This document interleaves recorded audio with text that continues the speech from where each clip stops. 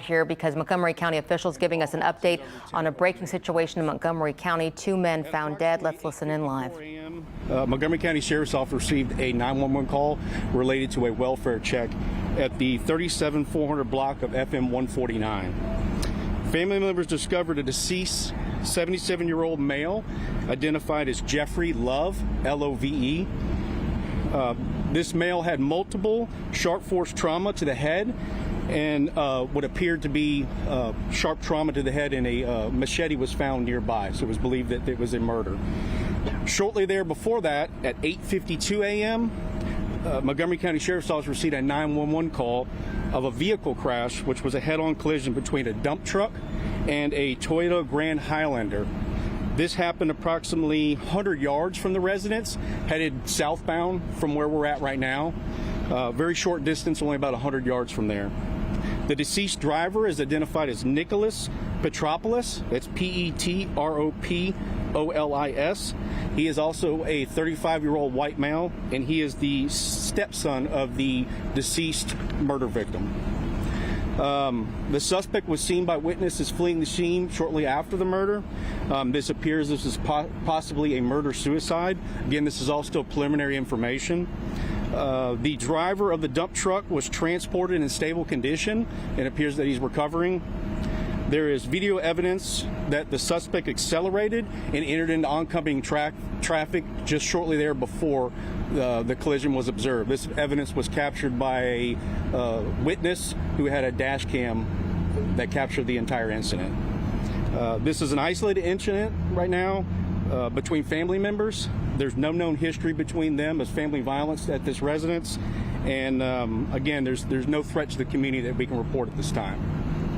You guys have any questions for us? So what prompted the welfare check? The wife that lives there discovered that there was discovered the deceased male. Was it fresh, or how many days was it? It had just happened.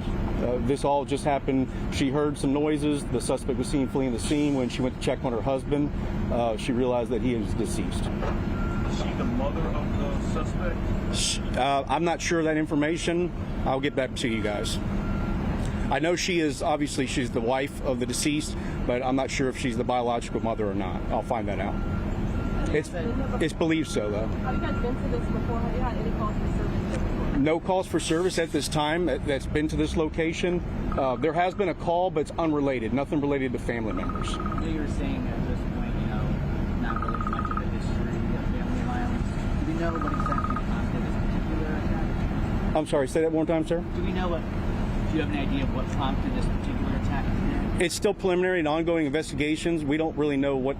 Again, we have detectives on the scene for major crimes. They're looking into it, interviewing witnesses. We don't have any new information at the time to report, but when we do, we'll get it to you guys. So the attack was first when he was leaving the scene? Yes, he was seen fleeing the scene. Shortly thereafter, he took a family vehicle from inside the garage. Family members saw this, and again, these two incidents happened within the discovery and the 911 call, and then the vehicle crash happened within 2 minutes of each other. You guys have any other questions? So we know that the wife of the deceased was in the house at the time. Were there any other people in the house? I'm sorry, sir. Could you speak up for me? The wife of the deceased was in the house at the time, as well as the deceased, and then the stepson who fled the scene. Were there any other people inside? Not that we know of at the time. There's a separate residence there too that they're interviewing witnesses, but it's all we know in the time was just that the wife, the son, and the deceased. Do we know if the stepson also live in that home, or who actually lives in the home where this happened? Yes, the stepson does live in that home. Do you know anything more about their relationship at this point? Obviously, they're related, but They're still interviewing family members. There's no indication that there was any type of toxic relationship between the stepson and the father. Do you know about any history of mental health with the stepson? We don't know. There's nothing that we've reported right now. There is some indications early on that there was a change in his medication that may have altered his mood, but they're still running down that information. The detectives are at the moment. does he have any criminal history? No criminal history by the deceased or the suspect in this case. And the suspect was pronounced deceased as well. I'm sorry? The